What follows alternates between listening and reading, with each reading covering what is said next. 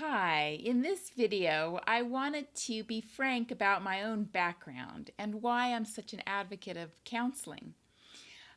Counseling made a big difference in my life, and I think that before I go into that, is not enough understanding about trauma. There's a wonderful book, if you get a chance to read or to listen on Audible, to The Body Keeps the Score by Bessel Van der Kolk. It's quite a mouthful. At any rate, he really goes into an explanation of what trauma is, gives a deeper understanding. Naturally, there's PTSD related to a violent incident, and some people have really experienced just awful things. 1 in 5 people have been sexually abused, and the statistics go on and on. But there's also these smaller traumas that can add up and be compounded to create a skewed perception. When we're little, a lot of times we blame ourselves. If adults are angry around us, or if they're fighting, and even if they're not directing it at us, a lot of times there's a sense of that if we could do more, if we could be better, that things would be different. And so even that can become a sort of trauma in our lives. And there's also the ancestral trauma. Influences from grandparents that we don't even realize that we're carrying. We're so much more vulnerable than we realize, and that vulnerability is frightening. So we develop all these defenses, an internalized shaming bully and addictions and just ways to cope with being human. But the good news is that we can change, that there's so many discoveries now in neuroscience and these different therapies that are coming out that are body-centered, so that we can create a release in the body and get better. So I dealt with eating disorders and depression and some serious anger issues in my 20s and moving into my 30s even. And it was really counseling, and it started young. I started very young with a mentor. It was wonderful. I learned how to navigate middle school. But as I got older, some of these other, conditions got a little worse. And so I had all sorts of counseling along the way. And that created step by step, piece by piece, as I was creating a new way of being by making different choices in the moment, by developing a mindfulness practice, by studying meditation. I have a prayer practice. I, have about a half-hour morning practice, and that really brings me home again to myself.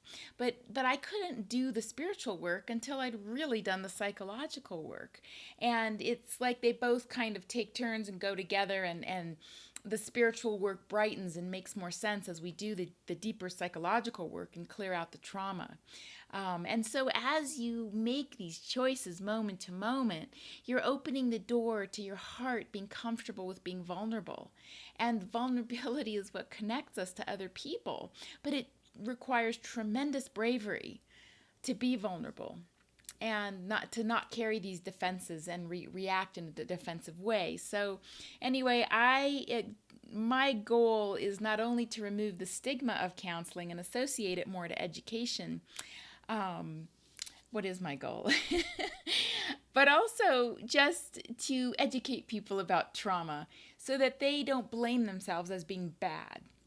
Because that's what happens a lot of times, if we're children and we're internalizing that bully, we're feeling like we've done something wrong. We carry that with us, and there's parts of us that get stunted, and we want to heal those parts. We want to go back and get our kiddo and say, I'm not going to shame you anymore.